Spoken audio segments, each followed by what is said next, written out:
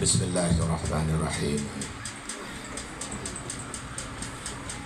Alhamdulillahilladzi arsala rasulahu bil huda wa dinil haqq liyuzhirahu 'ala ad-dini kullih walau karihal musyrikun.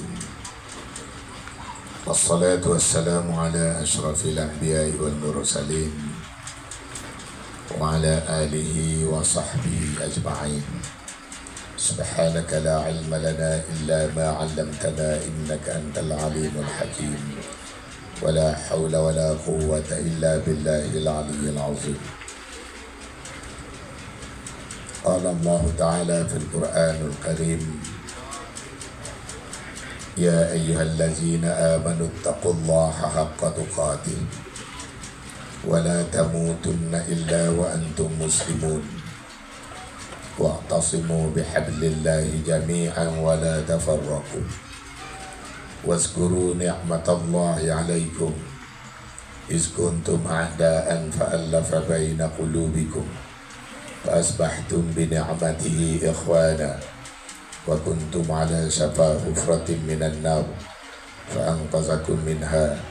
Kadzalika yubayyinullahu lakum ayatihi la'allakum tahtadun. Wal takum minkum ummatun yad'una ilal khair wa ya'muruna bil ma'ruf wa yanhauna 'anil munkar wa ulaika humul muflihun. Surah Al-Imran 102 103. Yang membawa maksud lebih kurang, wahai orang-orang yang beriman, bertakwalah kepada Allah dan jangan sekali-kali kita mati melainkan kita mati dalam keadaan Islam. Dan berpegang teguhlah pada tali Allah, yakni Islam, dan jangan bercerai-berai. Ayat tu panjang lagi lah maksud-maksudnya, yang antara lain menerangkan sebelum memberi peringatan, sebelum daripada kedatangan Islam, manusia telah menghampiri jurang api neraka, lalu Allah selamatkan dan timbul perasaan kasih sayang persaudaraan di kalangan kita, dan adalah ada di kalangan kita satu kumpulan orang-orang yang menyeru pada kebajikan, mencegah daripada kemungkaran, dan itulah orang-orang ataupun masyarakat yang berjaya. Saudara pengacara majlis, sahabat saya Tan Sri Noh Umar, sahabat lama sejak pelajar sampailah waktu bekerja dalam kabinet, luar kabinet, dalam parti, sampailah sekarang. Dan terima kasih kerana menelpon minta juga saya datang. Saya duduk di Kelantan, terpaksa batalkan program ke Terengganu malam ini, ambil tiket kapal terbang, dalam demam-demam pun datang juga. Sahabat punya pasal tak sampai hati kerana anak dan Nurul telah terpilih menjadi calon. Saya rasa saya berdosa kalau saya tak datang membantu sedikit setakat mana yang saya mampu. Walaupun orang Tanjung Karang ni rasanya dalam hati tu dah ada ingatan dah memang nak undi Nurul dah, insyaAllah. Dah mula kena tekak lah sekejap. Ay, minul. Yang berhormat Datuk Dr. Zul Ahli Parlimen Tanjung Karang, adinda saya Datuk Seri Izlan Yusof yang turut berceramah tadi. Dia ikut saya ke merata tempat, tapi malam ni bila Tan Sri Noh titah dia berucap, biasa dia tak berucap. Dia ada, biasanya dia dalam filem bukan main dia hebat, kat luar belum tahu lagi. Tak maaf.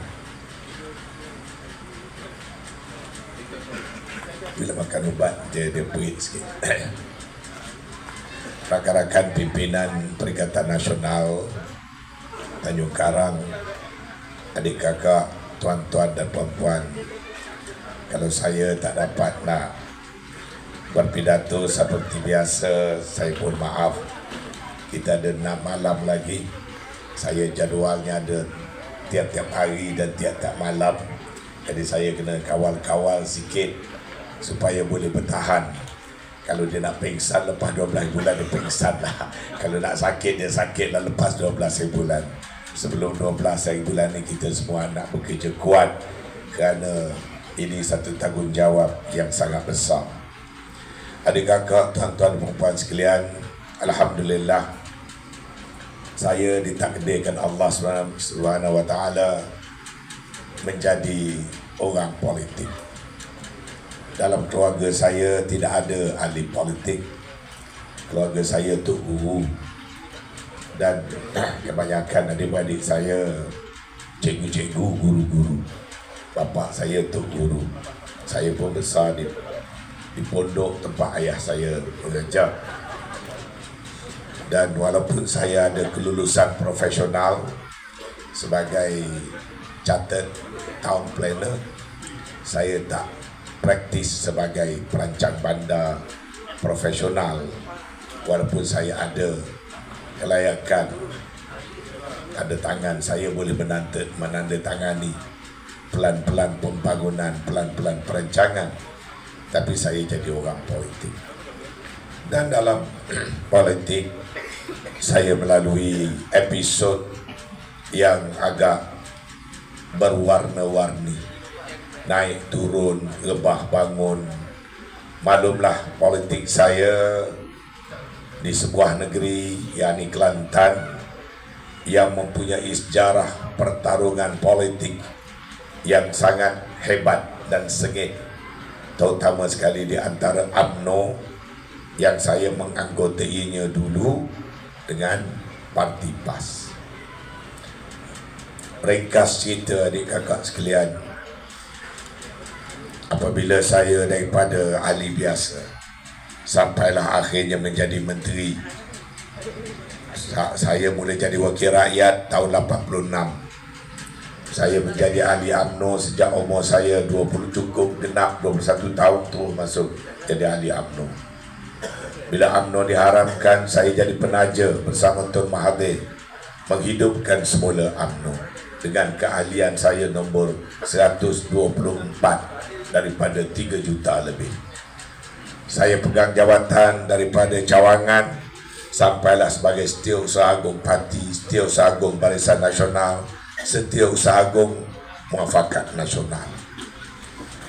Satu perkara yang saya tidak dapat nafikan, tuan-tuan, apabila buat pertama kalinya negara kita ini tidak lagi diperintah oleh parti-parti yang asalnya diwujudkan sebelum kita merdeka, khususnya UMNO.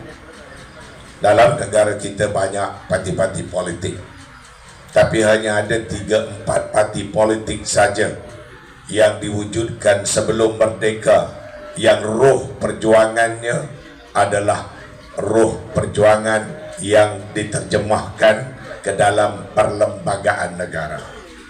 Perlembagaan negara, kedudukan agama, kedudukan raja, kedudukan bahasa, kedudukan hak istimewa orang Melayu, kedudukan kaum-kaum yang berbagai-bagai dipahat kejap-kejap dalam perlembagaan negara, hasil parti-parti politik yang berjuang sebelum merdeka. Parti-parti ini adalah UMNO, PAS, kemudian MCA, MIC. Parti-parti lain kebanyakannya datang selepas sudah merdeka. Parti PAS datang bersama UMNO 5 tahun lebih kemudian daripada UMNO. UMNO tahun 46, PAS tahun 51. Sama-sama perjuangkan kemerdekaan.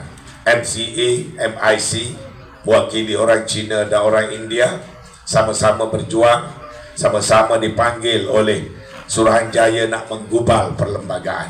Maka adalah di situ perlembagaan. Parti-parti yang lain datang kemudiannya. Kalau parti DAP, waktu Tanah Melayu merdeka dia belum wujud.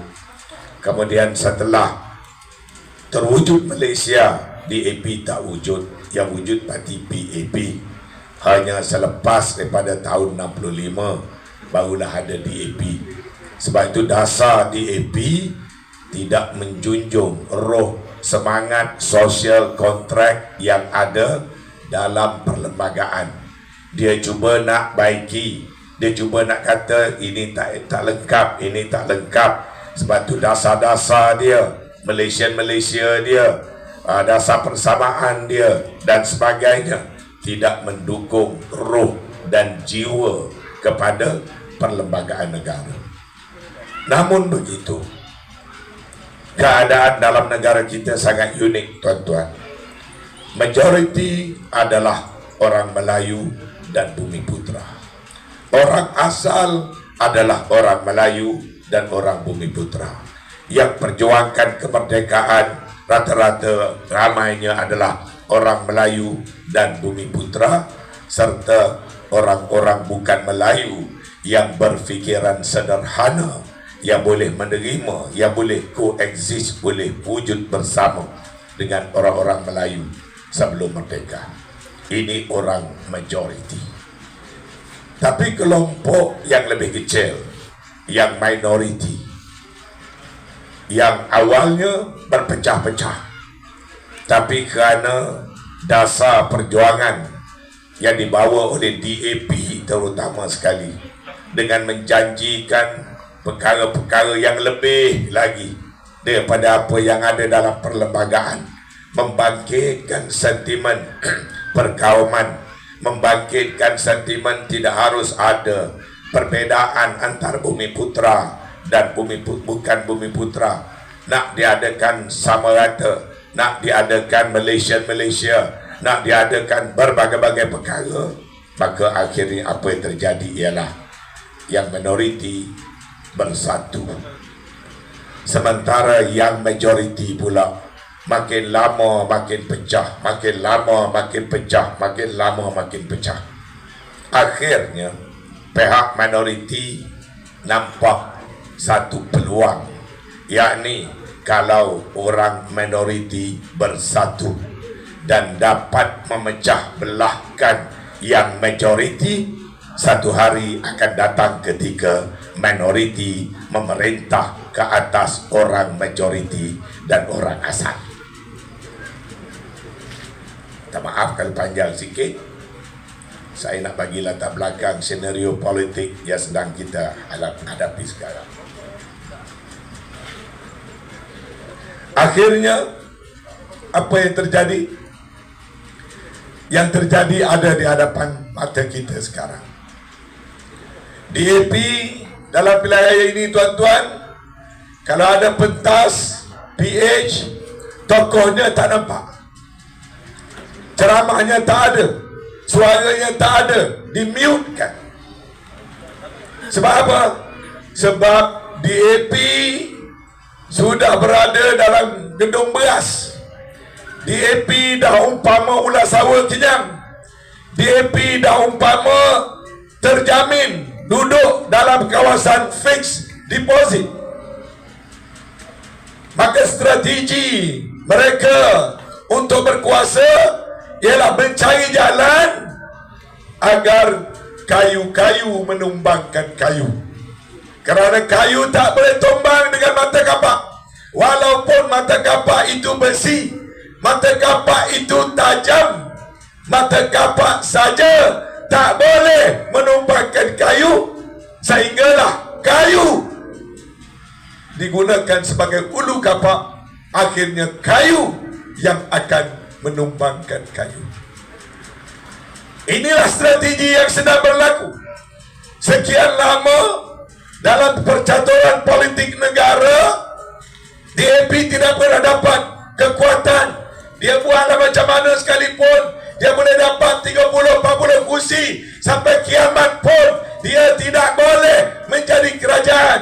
Tapi dia ada satu formula, mereka boleh memerintah orang majoriti apabila ada sebahagian daripada kelompok majoriti menjadikan alat dia.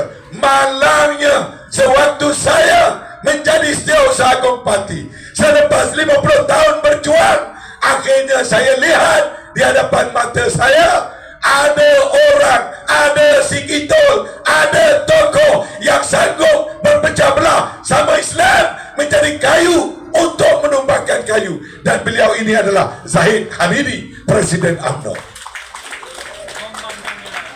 Ini yang saya tentang. Saya tak ada soal pribadi. Tasinoh tahu di saat itu kita telah diberikan pertolongan oleh Allah. PRU 14 kita kalah, UMNO kalah, PAS kalah. 22 bulan kita duduk di bawah pemerintahan orang lain. Kita rasa macam kiamat dah, kiamat politik dah nak menimpa kita. PAS tak ke mana, UMNO tak ke mana. Akhirnya waktu saya menjadi sesagung, saya berpeluang untuk duduk bersama dengan pimpinan kawan-kawan yang lain, cari jalan cepat-cepat.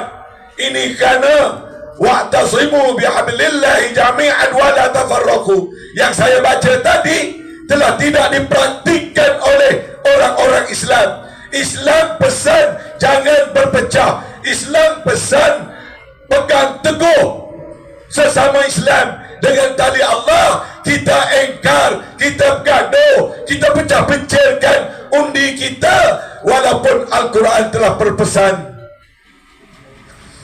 wa'ati'u Allah wa rasulahu wa la tanaza'u fatafshalu wa tazhaba rihukum wasbiru innallaha ma'as sabirin. Taatlah pada Allah, taatlah pada Rasul. Janganlah kamu berpecah belah. Nescaya kamu hilang kekuatan, kamu lemah semangat. Kalau susah, wasbiru, sabarlah. Innallaha ma'as sabirin. Allah bersama-sama orang yang sabar. Tapi kita tidak sabar. Kita berpecah, kita berbalah, akhirnya kita jatuh. Dan waktu itu kita mencari formula bagaimana orang Islam yang hukumnya fardu, yang kata setengah ulama fardu kifayah, setengah kata fardu ain. Atas kita orang Islam dalam negara Islam, kita wajib mengambil tanggungjawab politik dan menguruskan kehidupan umat.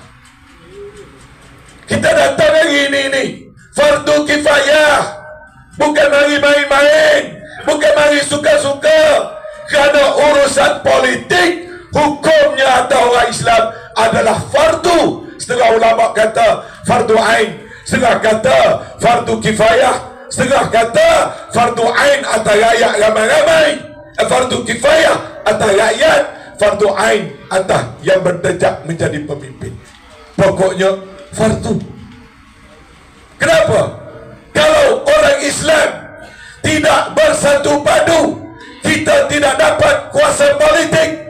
Tidak ada kuasa politik, kita tidak boleh nak melaksanakan tanggungjawab yang diamanahkan kepada kita. Nak menegakkan Islam, nak menegakkan agama, nak menyampaikan dakwah, tidak akan berjaya. Kenapa? Hatta Rasulullah apabila diangkat menjadi Rasul, berdakwah dalam negeri sendiri, di kampung sendiri, di kalangan anak beranak sendiri, tak berjaya nak berdakwah kerana tidak ada kuasa pemerintahan, kerana tidak ada kuasa pentadbiran. Lalu Allah memerintahkan Nabi agar berhijrah ke Madinah, dan Madinah adalah pentadbiran politik daulah Islamiah yang pertama. Dan apakah formula yang dibawa oleh Nabi dalam waktu membentuk negara dan pentadbiran politik yang pertama? Ialah mengikat, mengukuhkan penyatuan Muhajirin dan Ansar, mengajak Aus dan Khazraj yang 120 tahun berperang sama sendiri, tetapi mengajak semua ahli syahadah, rapatkan dengan ikatan tali Allah agar kita dapat membentuk satu kenegaraan, membentuk pentadbiran. Dan dari situlah Nabi membina angkatan tenteranya, Nabi melantik duta-dutanya, Nabi adakan perjanjian-perjanjiannya, Nabi membentuk perlembagaan-perlembagaannya.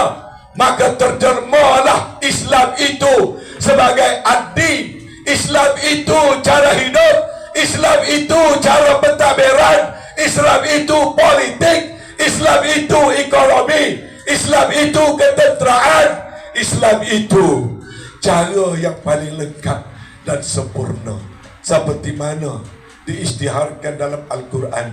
Al-yawma akmaltu lakum dinakum wa atmamtu alaikum ni'mati wa raditu lakum al-Islam madina. Pada hari ini aku lengkapkan bagi kamu segala nikmatku.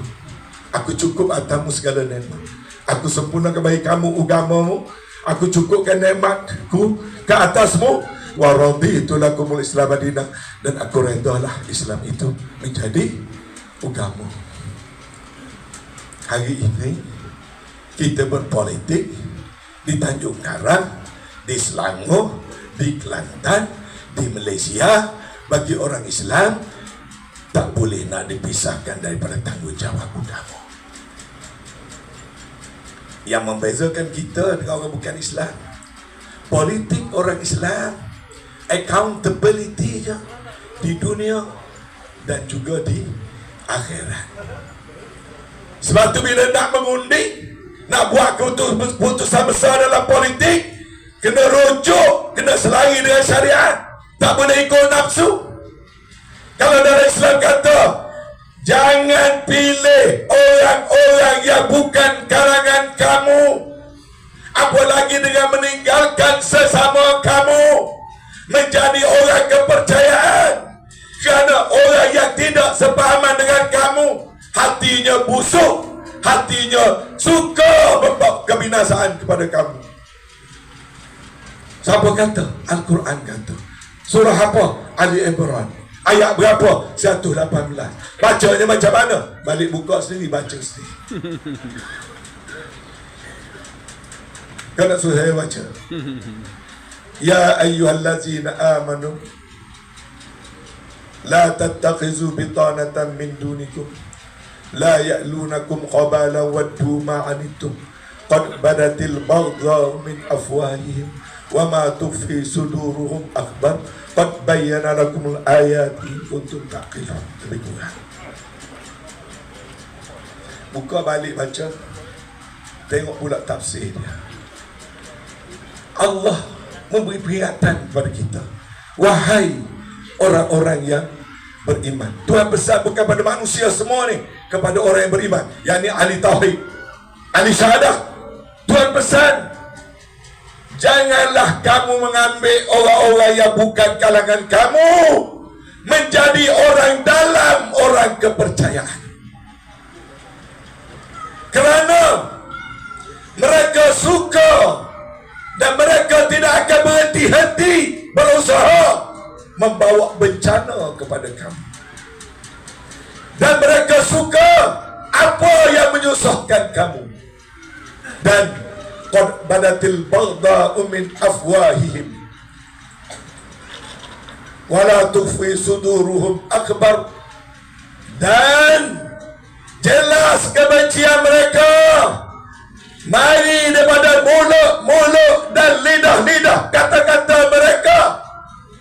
Dan apa yang ada dalam hati mereka lebih besar, lebih dahsyat lagi. Kalau dah dalam mulut mereka, lidah mereka, apa benda mereka tak kata? Kalau orang Islam berbaik, ini Taliban.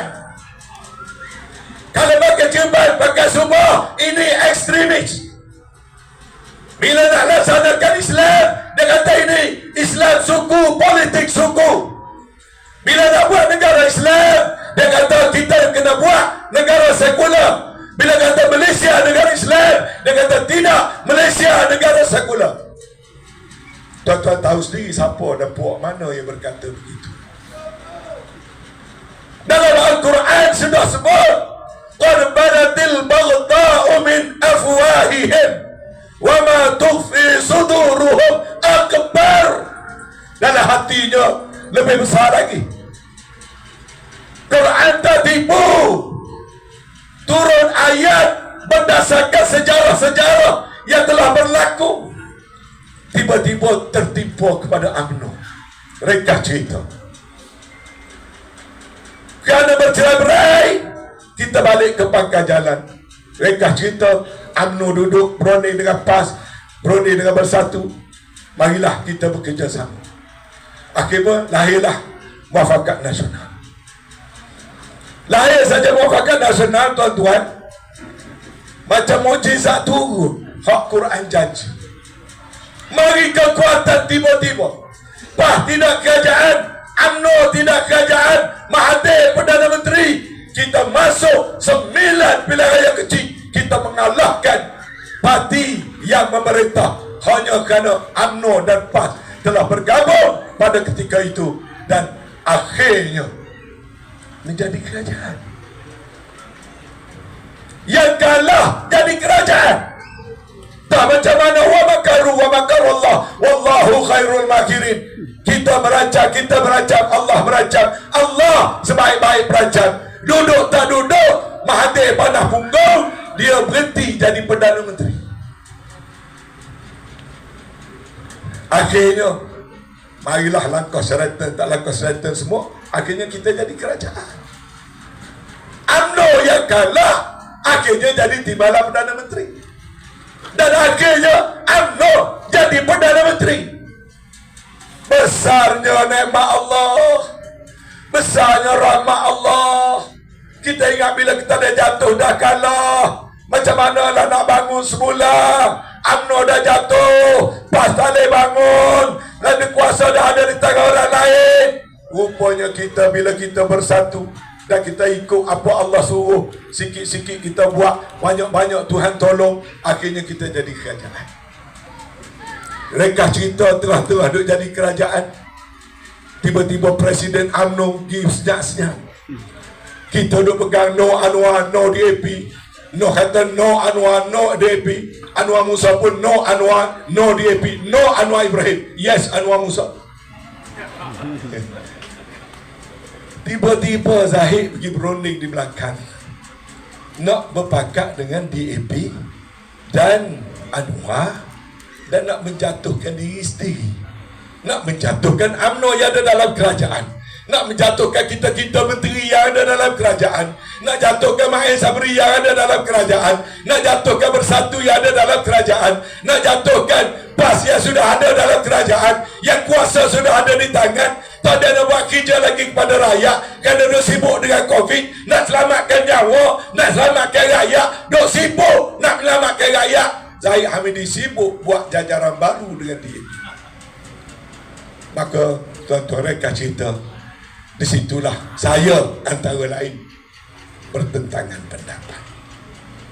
Saya tidak setuju untuk pecah dengan PAS, tak setuju untuk berpecah dengan Bersatu. Lalu saya dituduh saya ini broker PAS, broker Bersatu. Saya kata saya jadi sesagung tapi hati saya berada di tempat lain. Tuan-tuan dengar video, dia maki saya. Dia kata saya ni sesagung tapi hati saya tempat lain. Tan Sri Noh, walaupun ramai kawan-kawan mula cakap tak nak dah Muafakat Nasional di Selangor, Tan Sri Noh buat penegasan, Selangor kekalkan Muafakat Nasional. UMNO dan PAS mahu terus bekerjasama kerana itu formula kemenangan bagi membebaskan negeri Selangor. Mereka cerita kami berdua terima nasib yang sama, tapi seberat-berat saya berat lagi Tan Sri Noh. Saya dia umum awal-awal lagi terus tak jadi calon. Tak apalah, saya hanya ahli parlimen. Yang Tan Sri Noh pengurusi Badan Perhubungan UMNO Negeri Selangor.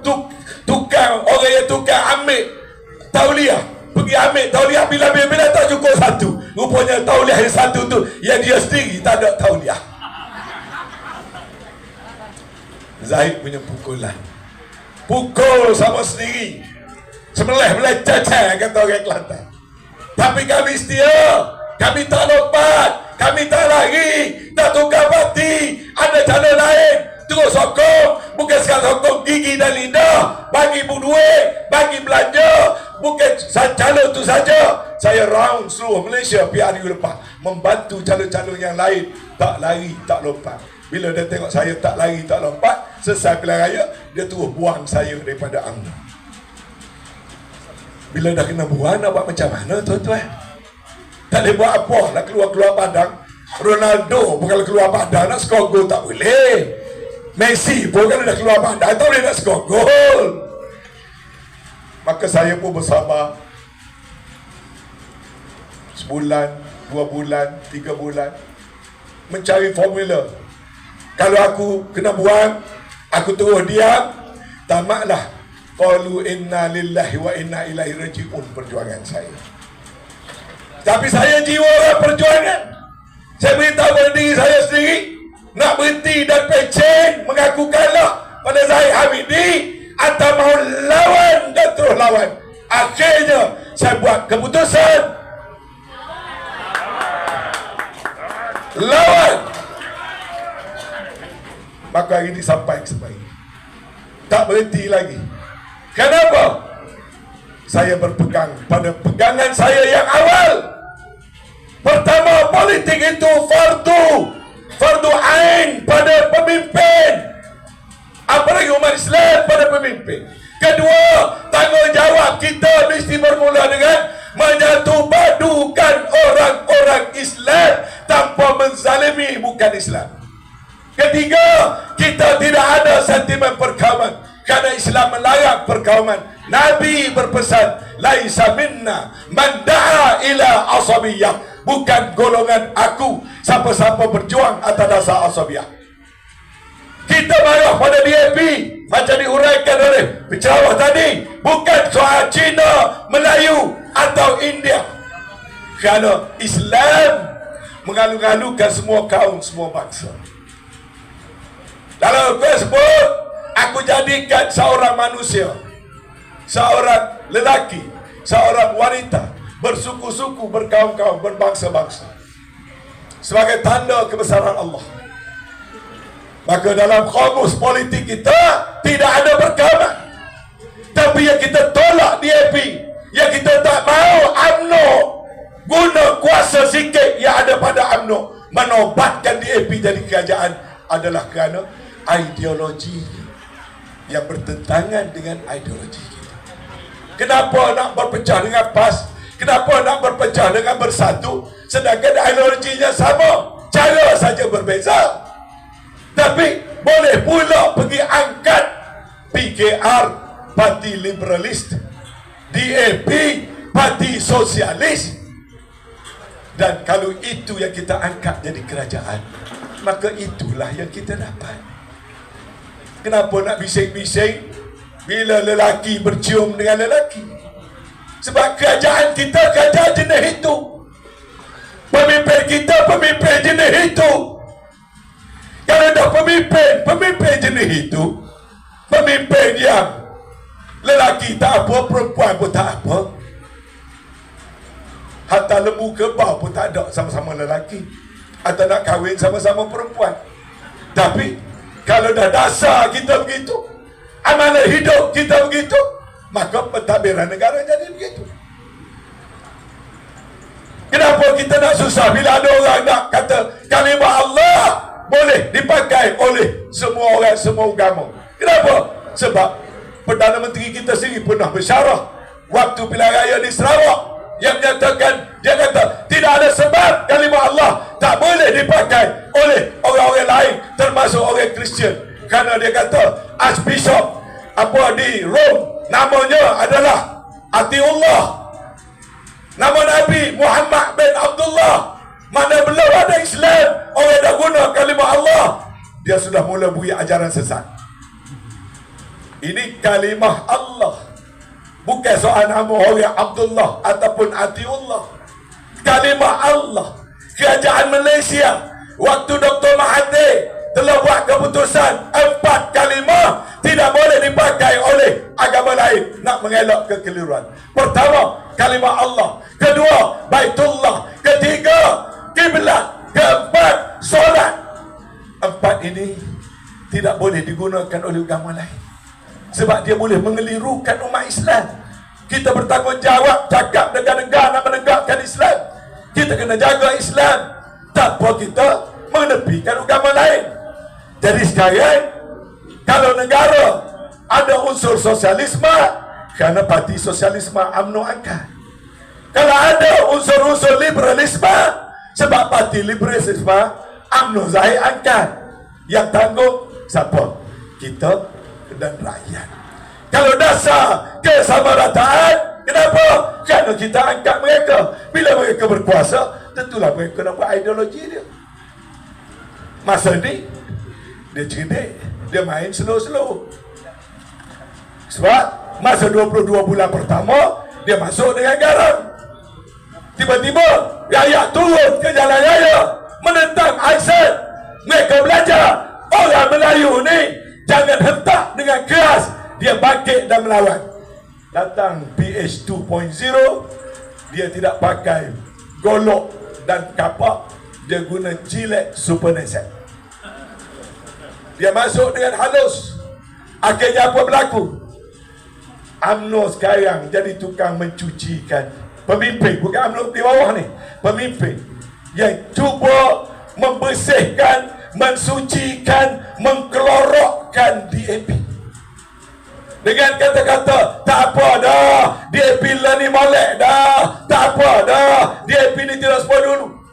Tetapi orang Melayu marah, rakyat marah. Akhirnya datang PRU 15 baru ni, orang Melayu menolak UMNO. Saya dah larang, nanti kita ditinggalkan rakyat. Nyaya ketua cawangan di kampung, nyaya kepada yang setia-setia UMNO di kampung. Perangai silap buat di atas, ketua cawangan dia kena tanggung. Saya tahu sebab saya datang daripada akar umbi UMNO. Sampai hari ni pun, kalau kira kan keluarga saya dulu tak kenal pun bendera lain, hanya kenal UMNO. Di Tanjung Karang ni ramai lagi yang sangat sayang pada UMNO. Tapi kenapa UMNO kalah? Kenapa UMNO ditolak? Bukan kerana orang cawangan, bukan kerana orang kampung, bukan kerana salah AJK bahagian, tapi yang di bawah kena pikul kesilapan di atas. Sebab rakyat dan ahli nak macam lain, dia buat macam lain. Maka orang macam saya yang kena buang, pilih satu jalan. Bagaimana nak menyelamatkan umat? Yang duduk lagi dalam UMNO yang belum kena buang pun ada peranan. Kena fikir macam mana nak menyelamatkan UMNO dan nak menyelamatkan